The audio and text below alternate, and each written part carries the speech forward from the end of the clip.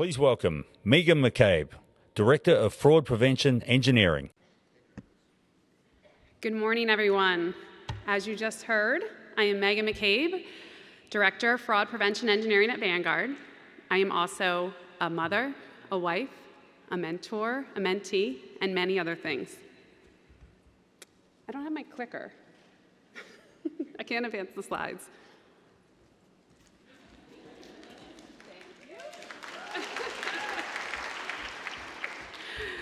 Okay, there we go.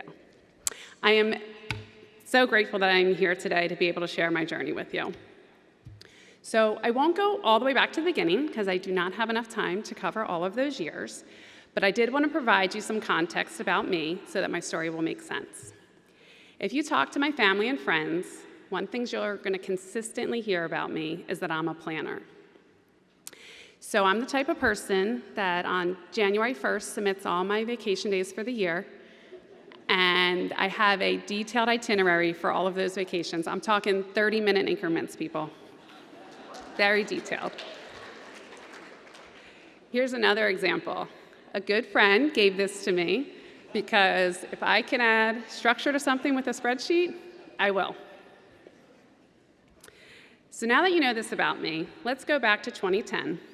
I'm a few years into my career. I also recently got married, and I'm starting to think about planning a family. So I sat down my manager, and I straight up told him, I have a plan. When I start my family, I want to come back to work part-time.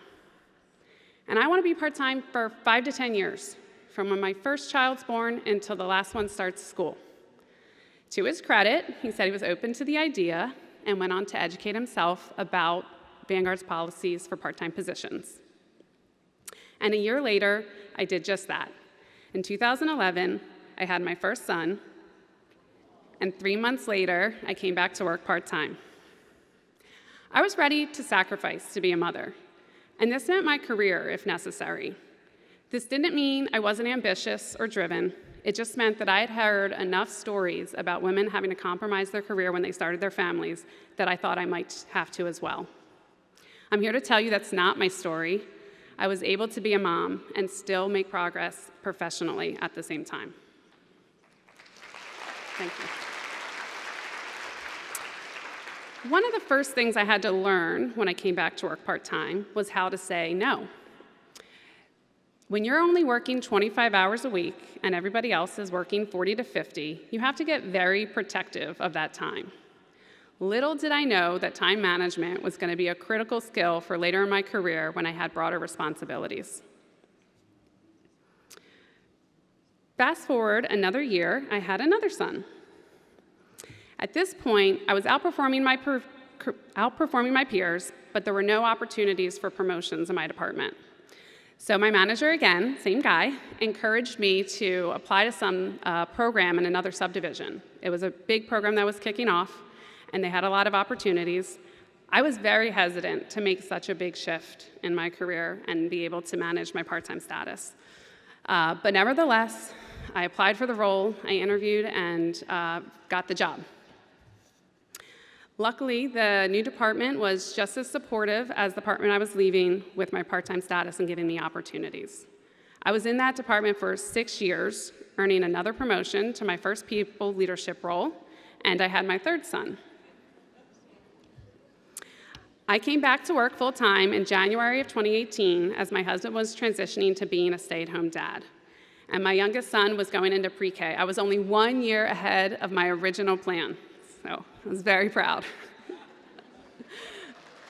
Thank you. Those part-time years were really important to me. They allowed me to have the flexibility to focus on my family when my boys were very young.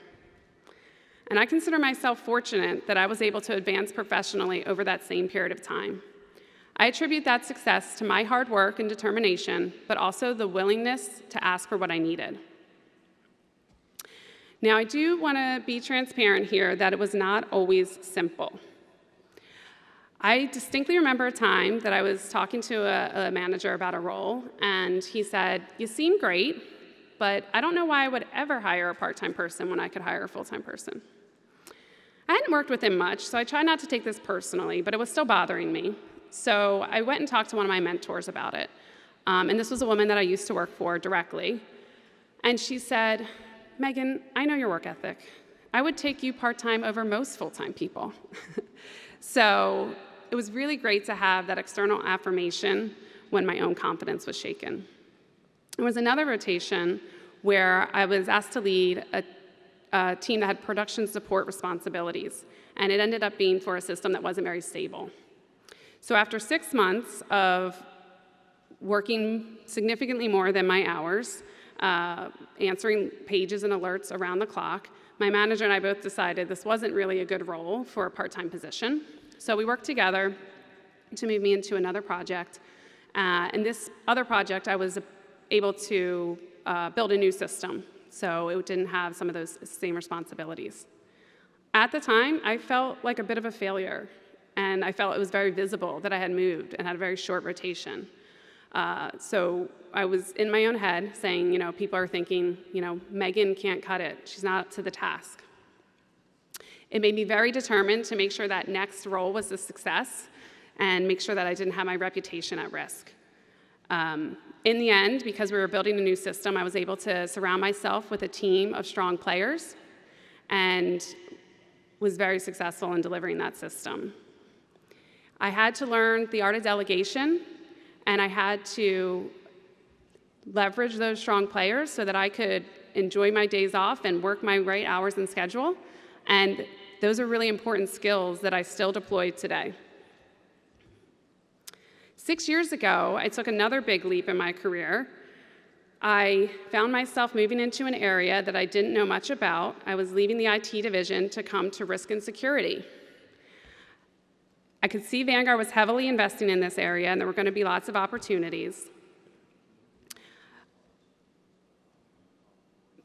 When I came into security, I found a new sense of importance that I never had around my work before. I was always proud of my accomplishments, but I never expected to be able to use my technical skills to be able to protect people. And that's something that I am very proud of and talk to in many audiences.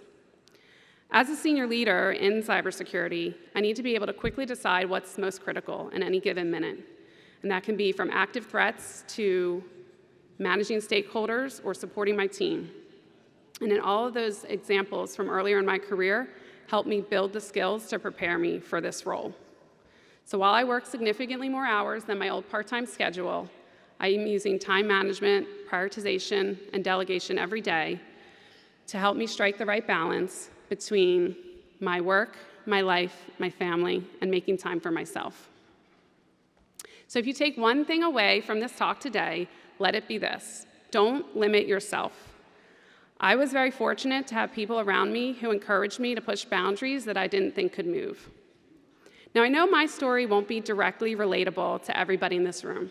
Not everybody wants to or can work part-time, and not everybody wants to go down the parenting path. But I still believe that there is something in your life that could help you strike a better balance. So I want you to take the time while you're here at WESIS and reflect on yourself and your goals. When you figure out what that thing is that you can ask of your family, your friends, your manager, your company that would help you have a little more balance, go and ask for it. You can have a career in our field and a personal life. You just need the right supports, clear goals, and ask for what you need. Thank you for having me here today. I hope that this gives you the confidence to pursue a career in cybersecurity on your own terms. And if you would like to talk to me anymore, I will be at Vanguard booth 211 after this at the career fair. So thank you.